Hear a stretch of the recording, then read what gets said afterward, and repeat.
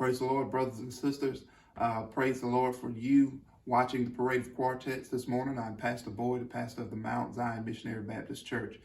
This morning's lesson is entitled, Called to be Heir, and it's found in Matthew chapter 1, verses 1 through 5, and also verses 16 and 17, but also in Hebrews chapter 1, verses 1 through 5. These verses deal with the genealogy of Jesus Christ.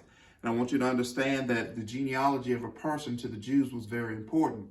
It was important because it talked about the roots of that person. It talked about the nobility of the person.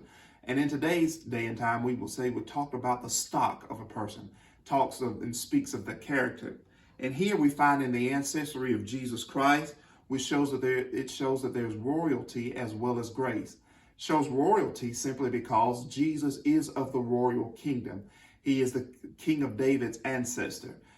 He is the King of Kings as well as the Lord of Lords. But it shows about grace because if you notice, if you look through the genealogy this morning, during this particular lesson, you'll see that 5 women are talked about, spoken of, mentioned in the genealogy of Jesus Christ.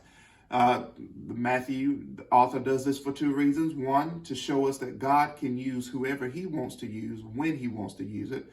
But then 2, it helps us to understand that God does not necessarily look at us to be perfect individuals. God can use us despite some of our downfalls. If you'll notice, at least 2 of the women that are mentioned in Jesus' genealogy don't have the greatest reputation. My brothers and sisters, it shows humility.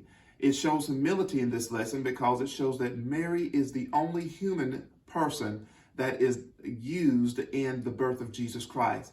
Because of sin entering into the world through Adam, God had to use the holy seed to be able to be the Father's son of Jesus.